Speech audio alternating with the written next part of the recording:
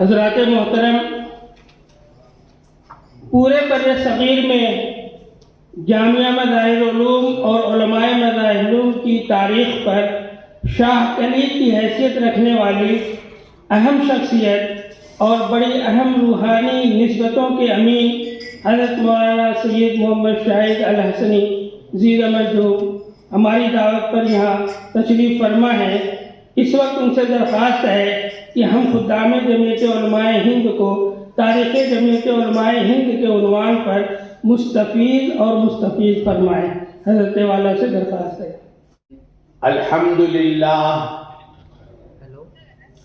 الحمدللہ وحدہ والصلاة والسلام على من لا نبی بعدہ۔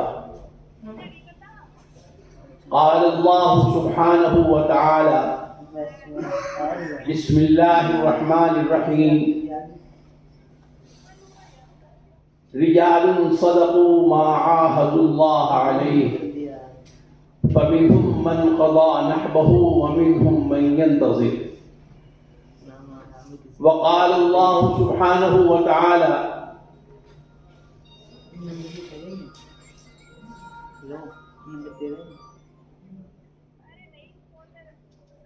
وقال النبي صلى الله عليه وسلم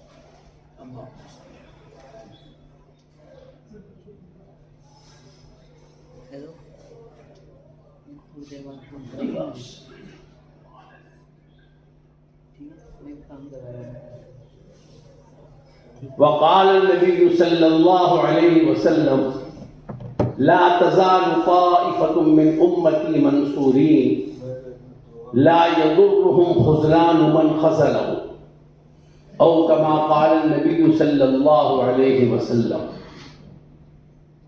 قابل احترام دوستوں، بزرگوں اور بھائیوں، ہمارا یہ تربیتی مذاکرہ اور تربیتی پروگرام جمعیت علماء ہند کے ماتحت ہو رہا ہے، اور سب حضرات جانتے ہیں کہ جمعیت علماء ہند ایک قدیم تنظیم ہے اور ایک قدیم ملی، قومی، مذہبی اور اسلامی جماعت ہے۔ جتنی اس کی تاریخ پرانی ہے اتنی ہی اس کی خدمات بھی شاندار ہے۔ اور قابل احترام دوستوں اور بزرگوں، اصل بات یہ ہے کہ اسلام اپنی بہت ساری خصوصیات اپنے اندر رکھتا ہے، اور امت محمدیہ بہت ساری صفات اپنے اندر رکھتی ہے۔ ان خصوصیات اور صفات میں ایک امتیازی خصوصیت اور ایک امتیازی صفت اس کی شان اجتماعیت بھی ہے۔ اجتماعیت، اسے جماعت بھی کہہ سکتے ہیں، اسے تنظیم بھی کہہ سکتے ہیں، اسے اجتماعیت بھی کہہ سکتے ہیں، اسے جمعیت بھی کہہ سکتے ہیں، بہت سارے نام اس کے قرار دیے جا سکتے ہیں۔ اور اسلام کے اندر جہاں بہت ساری صفات ہیں، خصوصیات ہیں، ایک اہم صفت، ایک اہم خصوصیت یہ جماعت بھی ہے، جمعیت بھی ہے۔ اور یہ اسلام کے اندر پہلے ہی دن سے قائم ہے۔ جب اسلام کا سورج طلوع ہوا اسی وقت سے جماعت قائم ہو گئی تھی،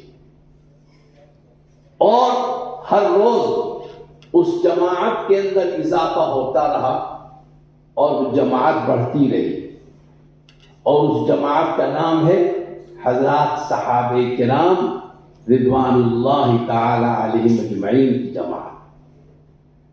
ہر روز وہ بڑھتی رہی، ہر دن وہ بڑھتی رہی، ایک ایک آدمی، دو دو آدمی جیسے جیسے اسلام میں داخل ہوتے رہے اور دائرہ اسلام میں آتے رہے، یہ جماعت بڑھتی رہی، اور اسی جماعت کا نام صحابہ کرام کی جماعت ہے۔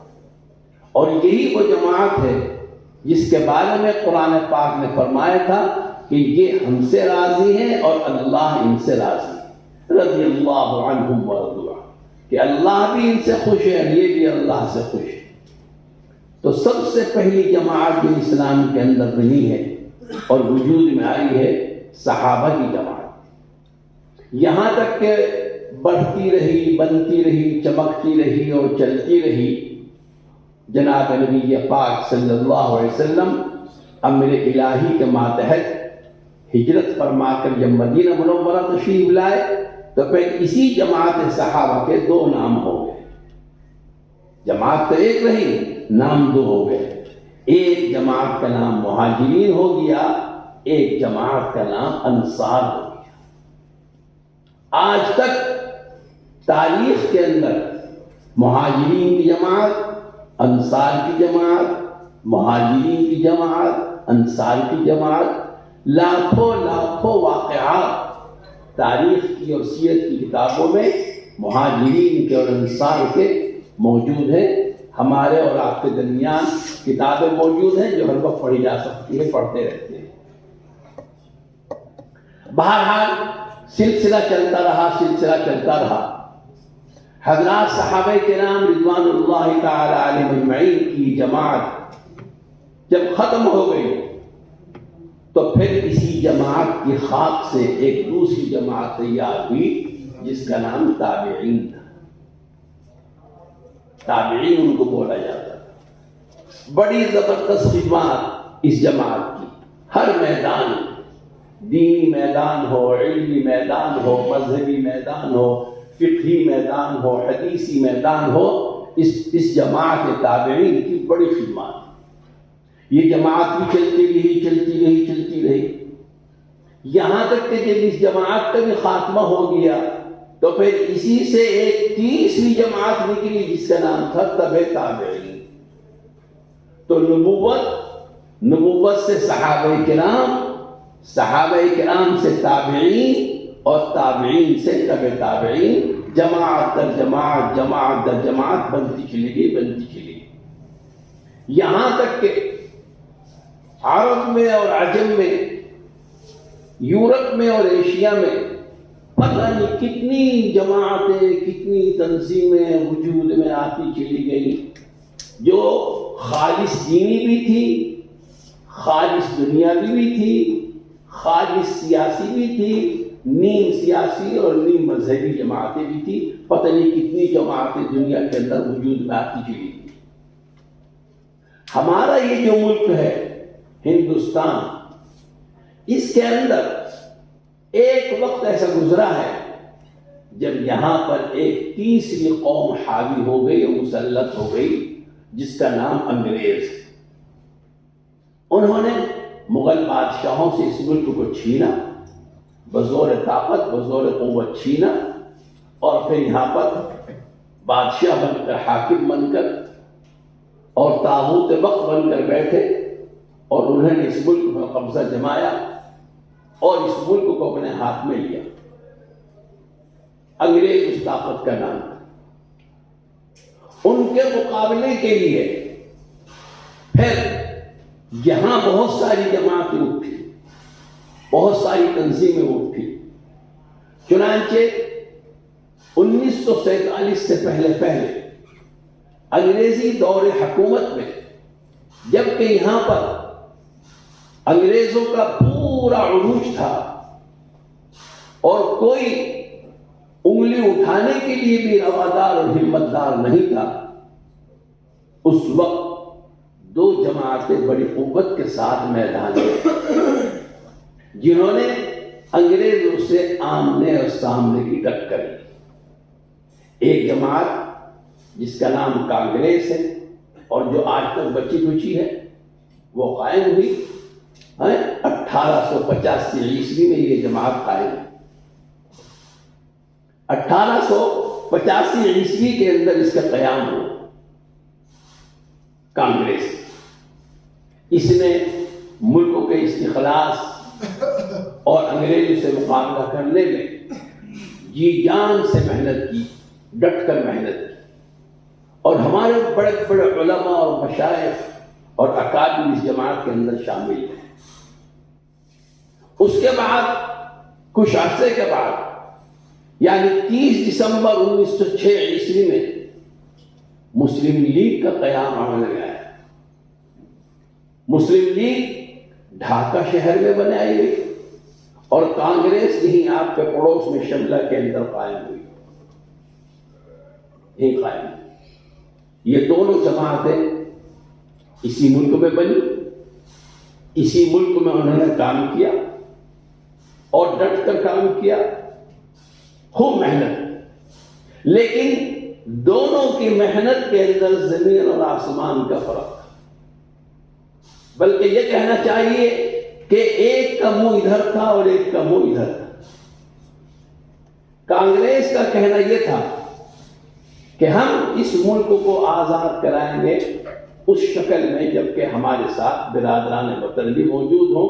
گویا کہ کانگریس مسلمان اور غیر مسلم دونوں کو ساتھ لے کر چلنے والی جماعت، جسے ہمارے یہاں دوسرے لفظوں میں کہتے ہیں دو قومی نظریہ، کہ یہ قوم بھی ہو یہ قوم بھی ہو، دونوں مل کر تیسری قوم سے یعنی انگریزوں سے لڑیں. یہ کانگریس کا مطمع نظر تھا اور اس کا اصول تھا. اس کے مقابلے میں ایک دوسری جماعت سامنے آئی یا سامنے لائی گئی، بھارت جو بھی وہ ہو، مسلم لیگ. وہ اس کا کہنا یہ تھا کہ نہیں، ہم برادران وطن کے ساتھ جڑ کر نہیں کر سکتے، ہم تنہا مقابلہ کریں گے، تنہا لڑیں گے اور تنہا آزادی کی لڑائی کو جیتیں گے. یہ ایک قومی نظریہ تھا. دونوں جماعتیں اپنے اپنے طور پر کام کرتی رہی اور اللہ کی شان، بلکہ کہنا چاہیے تکوینی نظام، کہ دونوں جماعتوں کے اندر ہمارے اکابر موجود تھے. دونوں جماعتوں میں ہمارے اکابر موجود تھے اور بڑی قوت کے ساتھ، بڑی شدت کے ساتھ موجود تھے. یہ دو جماعتیں مسلسل کام کرتی رہی، بڑھتی رہی، کام کرتی رہی، بڑھتی رہی. لیکن اصل بات یہ ہے کہ دونوں جماعتوں کا زمام اقتدار اور ان کا کنٹرول علماء حق کے ہاتھوں میں نہیں تھا. اس لیے وہ افراط اور تفریق کے شکار ہو جایا کرتے، کبھی کچھ کبھی کچھ کبھی کچھ. ان حالات کے اندر ہمارے علماء حق، جن کا دوسرا نام علماء دیوبند ہے یا جن کا تیسرا نام حضرت شاہ ولی اللہ صاحب رحمۃ اللہ علیہ کے مسلک کے حاملین ہیں، یہ حضرات سر جوڑ کر بیٹھے اور انہوں نے نومبر 1919 میں جمعیت علماء ہند قائم ہوئی.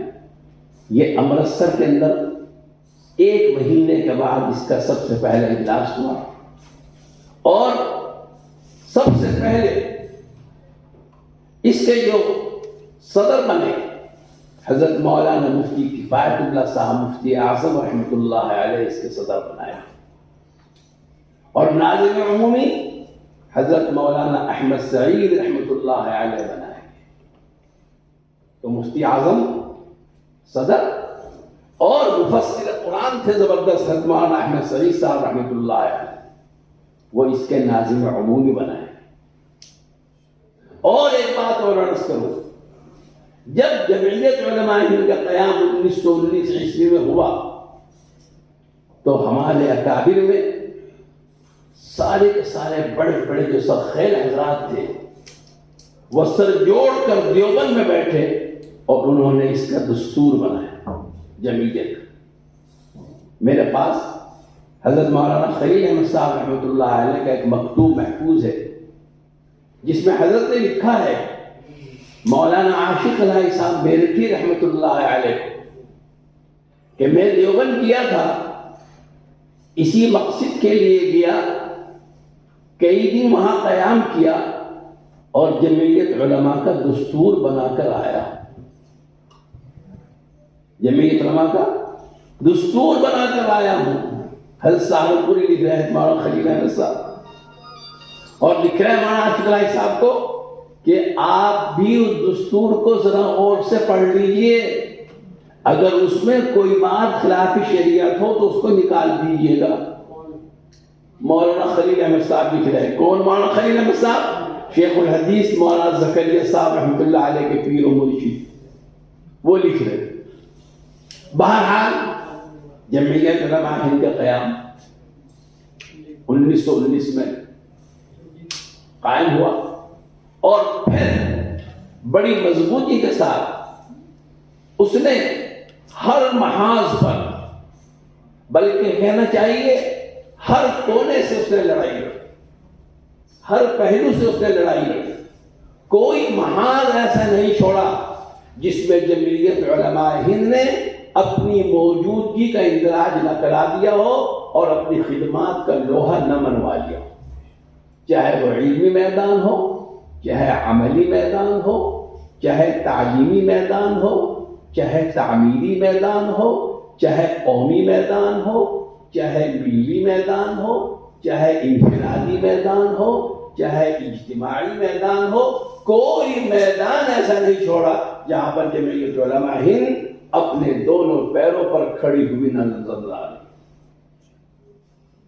یہ جمعیت علماء کی ایک بڑی مضبوط اور روشن تاریخ ہے، اور پورے یقین کے ساتھ کہا جا سکتا ہے کہ بر صغیر کی جب بھی تاریخ لکھی جائے گی، آج لکھ لو یا آج سے 200 سال کے بعد لکھ لو، ناممکنات میں سے ہے کہ کوئی بھی آدمی بشرطے کہ وہ حقیقت پسند ہو اور انصاف کے ساتھ لکھنے والا ہو، جمعیت علماء کو نظر انداز کر کے چلا جائے، ناممکن سی بات۔ بہرحال میں عرض کر رہا تھا کہ کام بڑھتا رہا، اور اللہ نے ایسے مخلص حضرات اس کو دیے، ایسے مخلص حضرات دیے کہ ایک ایک آدمی اس میں پوری امت کا کام کرنے والا تھا، ایک ایک آدمی۔ مجھے اس وقت ارتجالاً نام یاد آیا حضرت مولانا حفظ الرحمان صاحب رحمۃ اللہ علیہ، لوہا لاٹ آدمی ہر میدان میں، کیا خدمات ان کی، کوئی معمولی خدمت نہیں۔ حضرت مولانا شاہ عبد القادر صاحب رائے پوری رحمۃ اللہ علیہ،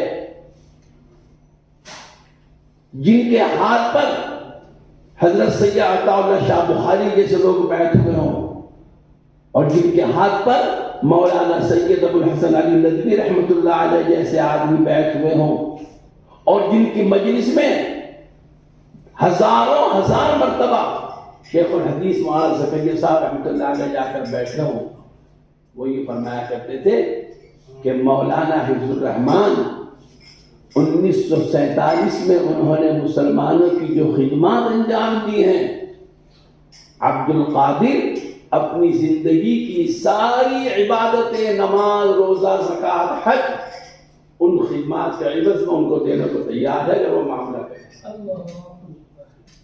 میں زندگی بھر کی اپنی طاعتیں ان کو دینے کو تیار ہوں، اور وہ مجھے صرف 1947 کی خدمات دیتے،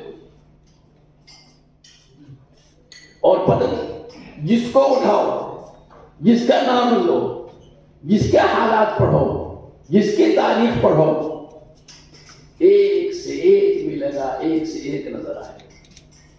میرے دوستوں، میرے بزرگوں، یہ وہ جمعیت علماء ہند ہے۔ اللہ کا بڑا فضل ہے، اللہ کا بڑا فضل ہے کہ اس نے مسلمانوں کو ایک اسٹینڈ دے رکھا ہے، ایک مضبوط پلیٹ فارم دے رکھا ہے، ایک بڑی طاقتور تنظیم اور جماعت دے رکھی ہے، وہ تنظیم جس کا لوہا اپنے بھی مانتے ہیں اور غیر بھی مانتے ہیں، دوست بھی مانتے ہیں، دشمن بھی مانتے ہیں۔ ایسی جماعت ایسی تنظیم اللہ تعالیٰ شانوں نے ہمیں مرحمت فرما دی، اس کی قدر کرنی چاہیے، اس کے پروگراموں کو آگے بڑھانا چاہیے، جس قدر بھی ہو اس کے اندر جو ہے ہمت افزائی ہونی چاہیے، ورنہ تو ایک ادھر ایک ادھر ایک وہاں ایک یہاں ایک ادھر بیٹھا ایک ادھر کھڑا، اس سے کوئی نہ وزن پڑتا ہے، نہ کوئی حیثیت بنتی ہے، اور نہ کوئی کیا کہتے ہیں ماننے کو تیار ہوتا ہے۔ اسی چیز کو کہا تھا علامہ اقبال رحمۃ اللہ علیہ نے، فرد قائم ربط ملت سے ہے تنہا کچھ نہیں، فرد قائم ربط ملت سے ہے تنہا کچھ نہیں، موج ہے دریا میں اور بیرون دریا کچھ نہیں۔ تو جمعیت علماء ہند یہ ربط ملت کا نام ہے، چاہے اس کو ربط ملت کہہ لو اور چاہے ربط ملت کی جگہ جمعیت علماء ہند لکھ دو، دونوں کا نتیجہ ایک ہی آئے گا۔ فرد قائم ربط ملت سے ہے تنہا کچھ نہیں، موج ہے دریا میں اور بیرون دریا کچھ نہیں۔ بہرحال 1919 سے ایک جماعت، ایک تنظیم، ایک تحریک چلی آ رہی ہے، اور اللہ کا شکر ہے آج تک وہ موجود ہے، آج تک کام کر رہی ہے، آج تک کام کر رہی ہے۔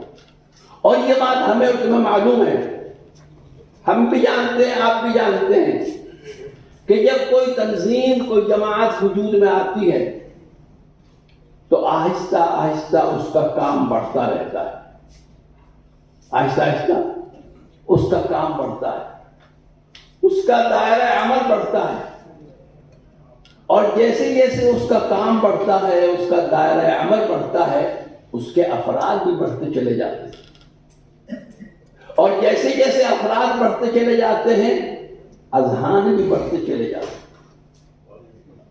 اور جیسے جیسے اذہان بڑھتے چلے جاتے ہیں افکار بھی بڑھتے چلے جاتے ہیں۔ کسی کا کوئی ذہن ہوتا ہے، کسی کا کوئی ذہن ہوتا ہے، کسی کی کوئی فکر ہوتی ہے، کسی کی کوئی فکر ہوتی ہے۔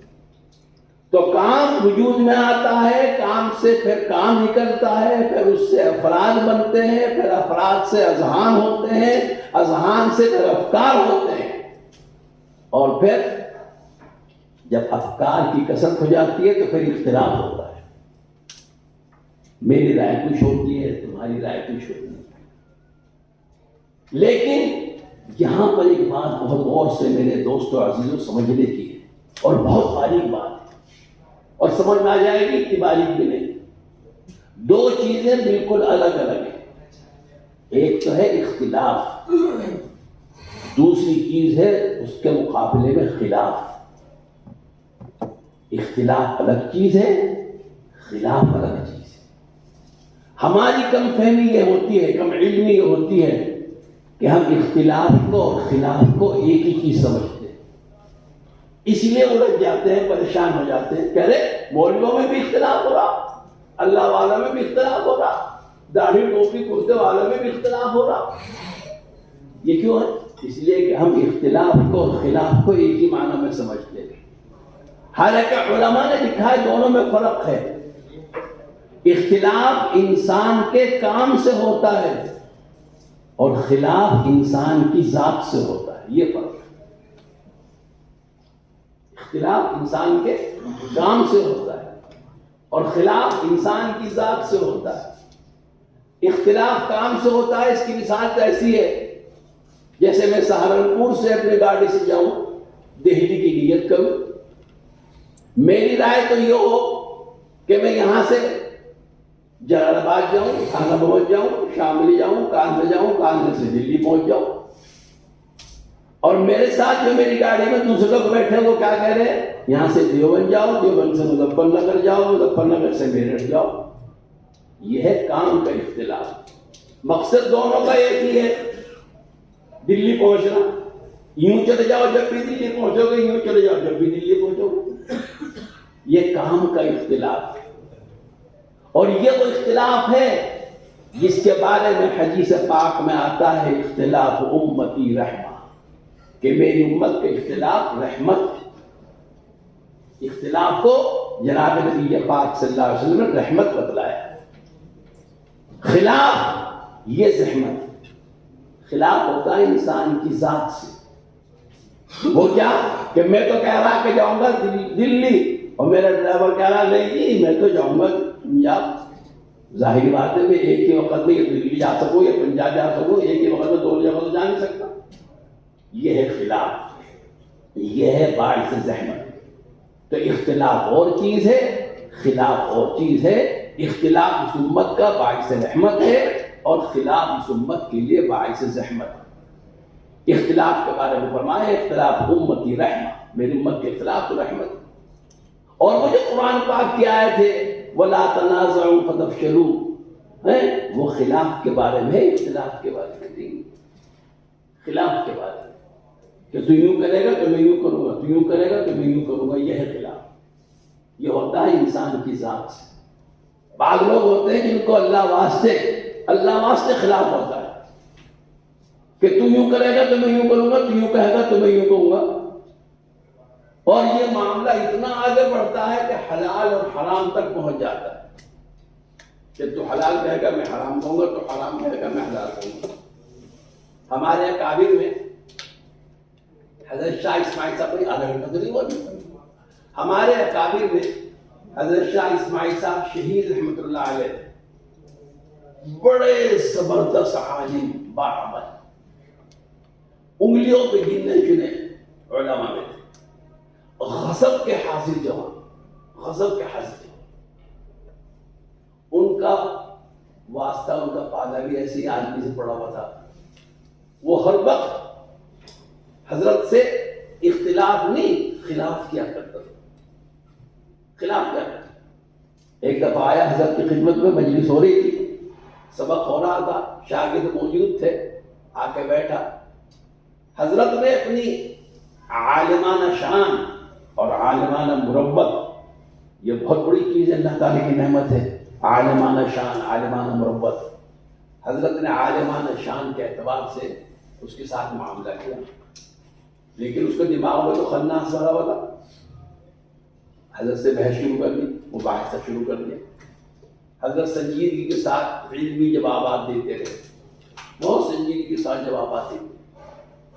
آخر میں غصے میں آ کر کہنے لگا مولوی اسماعیل ایک بات سن لو، میں تمہارا معتقد بھی نہیں، میں تمہارا مرید بھی نہیں، میں تمہارا شاگرد بھی نہیں،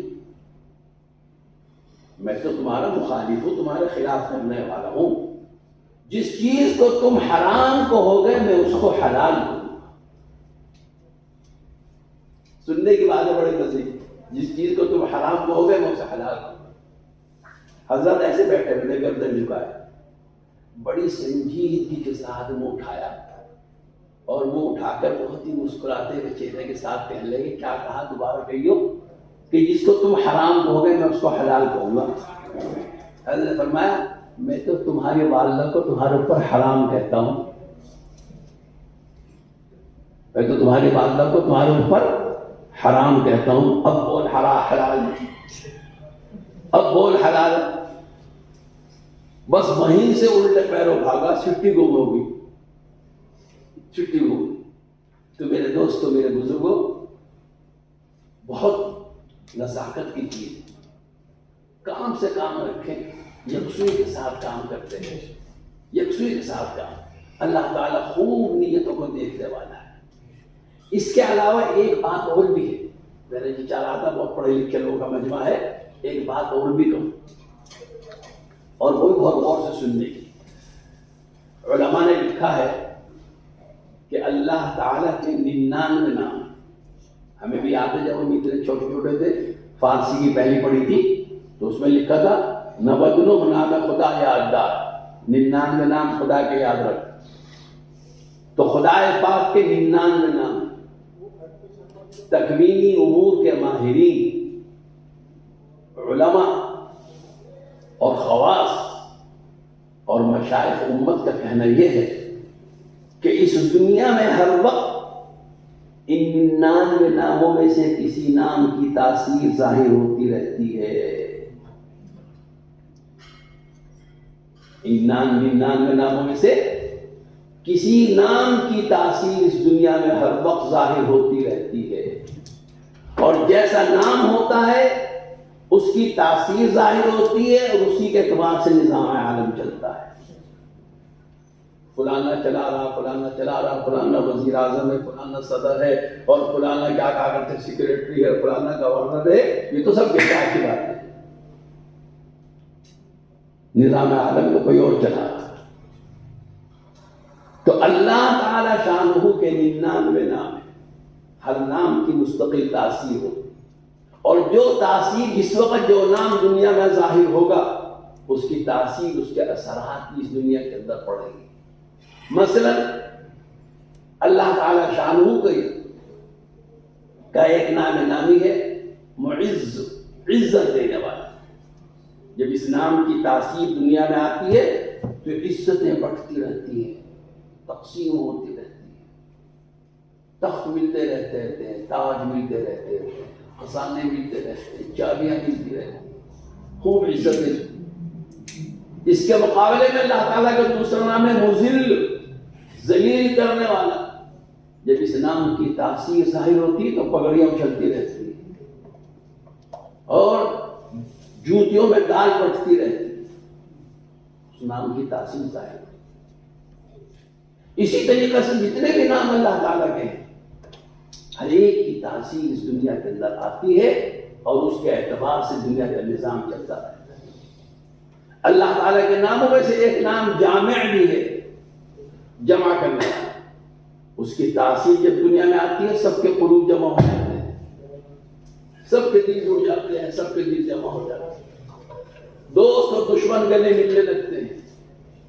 ملک و اقلیمیں، آبادیاں، قومیں، علاقے سب آپس میں گلے ملنے لگتے ہیں یا جامعوں کی صفات کی برکت سے. اس کے مقابلے میں اللہ تعالیٰ کا ایک نام ہے مانع، رکاوٹ ڈالنے والا. کیا مجال ہے کوئی آدمی کوئی رکاوٹ دور کر دے؟ اگر مانع کا تصور آ رہا ہو، مانع کی تاثیر دنیا میں آ رہی ہو. تو میرے دوستوں، میرے بزرگوں،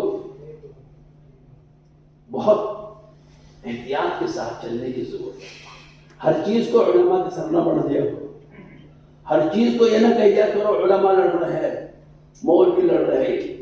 ذرا حالات کے اندر بھی غور کر لیا کرو کہ دنیا کا حال کیا ہو رہا، دنیا کا نظام اس وقت کون کیا کر رہا ہے، کیسا ہے. ہمارے کعبے میں ایک بزرگ تھے، بڑے جلالی بزرگ. میں ناموں کی تاثیر پہ بتلا رہا ہوں. بڑے جلالی بزرگ. ایک آدمی آیا، وہ چھوٹ گیا، خاموش بیٹھے رہے. اللہ کی شان، اگلے دن وہ آدمی مر گیا، کھڑے کھڑے گرا مر گیا. ان کے پیر صاحب نے کہا یہاں آؤ، جس آدمی نے تمہیں کل گالیاں دی تھی آج مر گیا، کیا کیا تم نے اس کا؟ کیا کیا اس کا؟ کہنے کہ حضور اور تو کچھ نہیں کیا، یا قہاروں کی شان میں ایک تسبیح پڑھ دی. یا قہاروں کی شان میں ایک تسبیح پڑھ دی تھی. ایک تسبیح پڑھی، اس کا جھٹکا ہو گیا. کیا اللہ تعالی شان ہو اس پروگرام کو بے حد قبول فرمائے، بارعمود فرمائے، مثمر ثمرات و برکات فرمائے. اور جمعیت علماء کی جو خدمات ہیں، ہمیں ان خدمات کی قدر کرنے کی توفیق عطا فرمائے. جیسا کہ اب تک ان حضرات نے فرمایا کہ آپس کے تال میل سے یہ کام چلنے والا ہے. آپس کے تال میل سے یہ کام چلنے والا ہے. بلکہ کوئی بھی کام ہو، دین کا ہو یا دنیا کا ہو، بغیر تال میل کے وہ چلتا نہیں. آپس میں ہمارا ربط ہونا چاہیے، ہمارے تعلقات ہونے چاہیے اور ہمارے رابطے ہونے چاہیے. کوئی بات کہیں نہیں پیش آئے، جیسا کہ مولانا نے فرمایا، فوراً اس کے مرکز میں اطلاع ہونی چاہیے تاکہ مرکز سے اس کا سدباب کیا جا سکے، اس کا جواب دیا جا سکے، اس کی روک ٹوک کی جا سکے. یہ ساری چیزیں ہیں بڑی ہوشیاری کے ساتھ، کمال عقل مندی کے ساتھ ان کو کرنے کی. اور بھائی عقل مند اور ہوشیار آدمی وہ ہے کہ حالات جب آئیں تو ان کے مطابق چلنے والا. حضور پاک صلی اللہ علیہ وسلم کے ارشاد ہے والعاقل ان یکون بصیرا بزمانہ، والعاقل ان یکون بصیرا بزمانہ. عقل مند آدمی وہ ہے جو حالات کو دیکھ کر چلنے والا. یہ آج سے 1500 سال پہلے فرما رہے ہیں نبی یہ پاک صلی اللہ علیہ وسلم. آج کے کوئی رجوع کر دے تو آج کہاں ہے؟ آج کا اقوام متحدہ تو آج کہہ رہا ہے کہ حالات کے مطابق چلو، لیکن سرکار دو عالم صلی اللہ علیہ وسلم 1500 سال پہلے فرمائیں گے ان یکون بصیرا بزمان. عقل مند وہ ہے جو اپنے زمانے کے حالات سے واقف. ظاہر بات ہے کہ جب حالات سے واقف ہوگا اسی کے مطابق قدم بھی اٹھائے گا، اسی کے مطابق چلے گا. اس لیے ضرورت ہے کہ ہم حالات سے واقف. مولانا نے جو بھی پوری وہ دکھلائی ہے یہ بھی حالات زمانہ سے واقف ہونے کی ایک اہم کڑی ہے. اس کو بھی در فکر کے ساتھ کیا جائے، اس کام کو بھی کیا جائے اور اس کے اندر بھی شرکت کی جائے. جتنے عملی کام ہو سکتے ہیں ان کو ذمہ داری کے ساتھ کیا جائے. اللہ تعالیٰ شانہ ہم سب کو قبول فرمائے اور ہمارے اکابر کی جو محنت ہے اس محنت کی ہمیں لاج رکھنے کی توفیق عطا فرمائے. میری تقریر کا دوسرا رخ تھا جمعیت علماء ہند اور جامعہ مظاہر علوم. یہ ایک مستقل موضوع ہے، مستقل وقت کا تعلیم ہے، اس لیے انشاءاللہ اس پر کبھی کسی اور پر بات ہوگی. جامعہ مظاہر علوم کا اور جمعیت علماء ہند کا یوں سمجھو کہ چولی دامن کا ساتھ رہا ہے، ایسا ساتھ رہا ہے بالکل شروع سے آخر تک. میں نے آپ کو بتایا کہ جب دستور بنا ہے تو مولانا خلیل احمد صاحب دیوبند تشریف لے گئے تھے دستور بنانے کے لیے، دستور سازی کی. اللہ تعالیٰ شان کو قبول فرمائے، آپ کے اس پروگرام کو مبارک فرمائے، اس میں برکات فرمائے. وآخر دعوانا ان الحمد للہ رب العالمین.